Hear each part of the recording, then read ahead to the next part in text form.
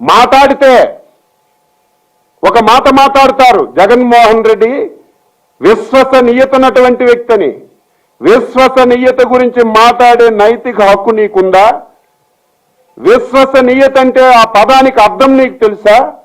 విశ్వసనీయత అంటే ఒక మాట చెప్తే ఆ మాట కట్టుబడి ఉండాలి. ఒక మాట చెప్తే ఆ మాటని ముందుకు తీసుకెళ్ళాలి. ఈరోజు ఉదాహరణకి అమరావతి విషయంలో నాకేమీ అభ్యంతరం లేదు, విజయవాడ గుంటూరు మధ్యలో రాజధాని పెట్టండి అని చెప్పిన వ్యక్తివి 9 సార్లు మార్చావు. ఇదా విశ్వసనీయత? నీకు ఆ మాట మాట్లాడే అర్హత ఉందా అని చెప్పి నేను అడుగుతున్నాను.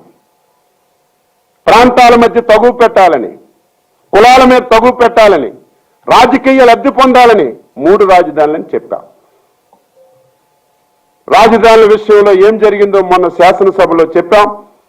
గౌరవ ముఖ్యమంత్రి గారు చెప్పారు, దాని జోలికి పోవస్తున్నాడు. 3 రాజధానులు పెట్టావు. ఏంటి ఉద్ధరించావు?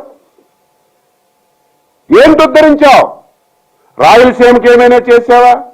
కోస్తాంధ్రకి ఏమైనా చేసావా? ఉత్తరాంధ్రకి ఏమైనా చేసావా? 5 సంవత్సరాల్లో ఒక ఇరిగేషన్ ప్రాజెక్టుకు ఒక పైసా ఖర్చు పెట్టావా? నీ కృషితో ఒక్క ప్రాజెక్ట్ని తీసుకురాగలిగావా? నీ కృషితో ఒక్క ఉద్యోగ అవకాశం కల్పించావా? ఏం చేశావు? ఉత్తరాంధ్రకి రాజధాని అన్నావు, ఏం చేశావు? రాయలసీమకి వెళ్దాం. రాయలసీమలో నువ్వు ఒక్కటంటే ఒక్క కార్యక్రమం చేసి నేను చేశానని చెప్తే ఒక అర్థం పర్థం ఉంటుంది. 5 సంవత్సరాలు విచ్ఛిన్నం చేసి 5 కోట్ల మంది ఆంధ్రుల జీవితాలతో ఆడుకొని మొత్తం నాశనం చేసిన విషయాన్ని ఈ సందర్భంగా